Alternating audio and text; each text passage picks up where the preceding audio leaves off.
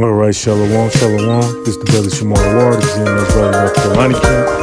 Coming back with a quick lesson. Before I go any further, I want to give our praises, our honor, and our glory to the Heavenly Father, His only begotten Son, Yahweh, by Hashem, Yahushai, by Hashem, Kakwadash.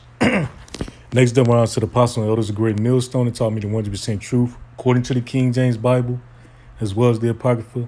And double shalom to the brothers going the highways and the byways and do these real lessons feed those full of light, as well as the 1/3 remnant working out this salvation with fear and trembling. Peace and blessings to y'all also.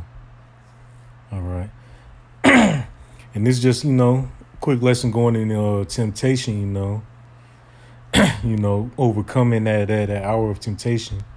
So without further ado, this is Sirach chapter 2, verse 1. It says, "My son," the Heavenly Father speaking.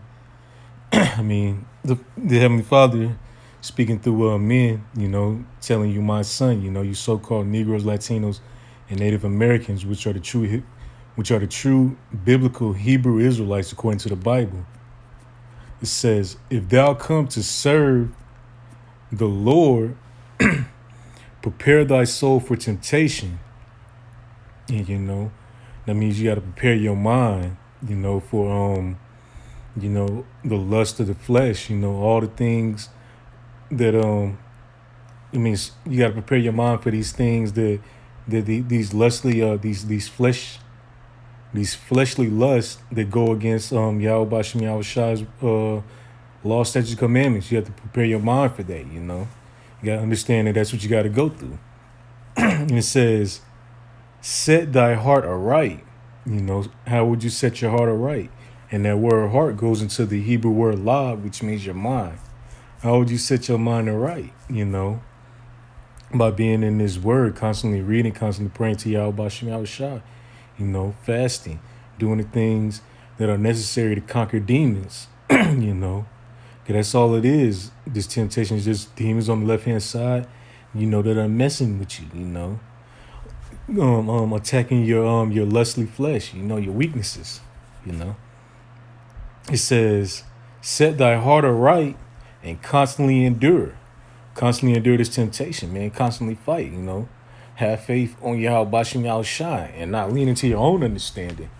And it says, "And make not haste in the time of trouble." Yeah, you have 2/3 of you so-called Negroes, Latinos, and Native Americans, as well as the we mainly focus on these 2/3 of the nation of Israel.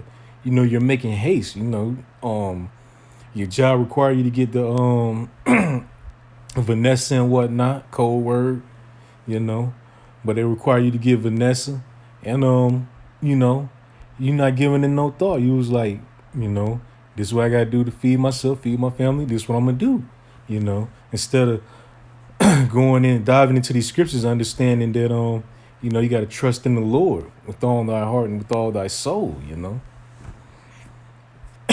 But people are making haste. 2/3 of these so-called Negroes, Latinos, and Native Americans are making haste. It says, "Cleave unto him, cleave unto the Heavenly Father and His only begotten Son, and depart not away." Don't let that pride creep in, because pride is when one departed from his maker, So, check pride at the door, "that thou mayest be increased at the last end." And how we want to be increased. We understand that when all hell breaks loose, the Lord's gonna raise a standard. He's gonna some of his elect men are gonna be blessed with spiritual powers, that they may be able to withstand, the insurrections, the death and destruction, the plagues and the calamities and trials and tribulations is gonna befall us in Jacob's trouble. Verse 4, "Whatsoever is brought upon thee, take cheerfully." Like it says in James chapter 1, verse 2. It says, "When thou fall into diverse temptation, take it cheerfully," roughly paraphrasing.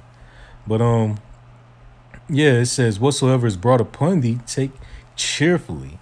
Be glad that you're going through this, because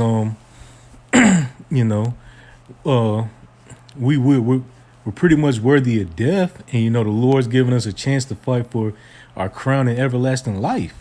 You know, it says, and be patient, and suffer. That's what patient means. Be patient. So just suffer when thou art changed to a lower state.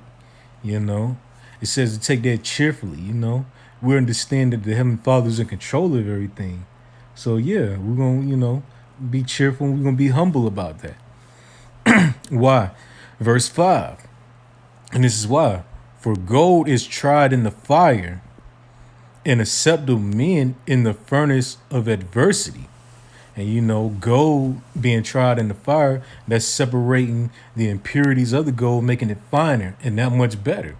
And acceptable men, not a 2/3 raggedy ass man, raggedy ass individual, but a what's his name? Someone that Yahweh Bashim Yahushua deemed acceptable, from the beginning, before everything was pretty much created, those first spirits created. He found you acceptable in the furnace of adversity, and that's to be able to go through those hard times and those difficulties, the temptation and them straits, that path of difficulty.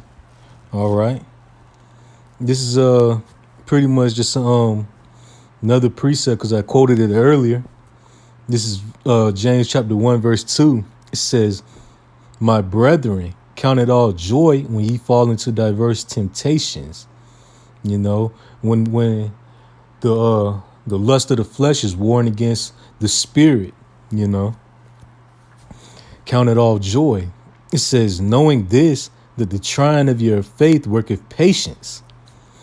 But let patience have her perfect work, that ye may be perfect and entire, wanting nothing. So basically, go through that furnace of adversity. It's going to make you better in the end. You can be conquered all the zones and areas that you was weak at. Through the spirit and power of Yahweh Bashim Yahushua. And this is 1 Corinthians chapter 10, verse 13. There have no temptation taken you, but such as is common to man. But the Most High is faithful, who will not suffer you to be tempted above that ye are able. So the Lord is not going to put more temptation and more hell on you than you can handle. But this is what he's going to do for you though. But will with the temptation also make a way to escape, that ye may be able to bear it. The Lord's going to make a way, which is his way, not your own way, but his way to lean upon, that you may be able to bear, these fleshly lusts that go against, the ways of Yahweh Bashim Yahushua, ultimately the test, to see if you pass or if you fail, see if you're acceptable or you just stubble.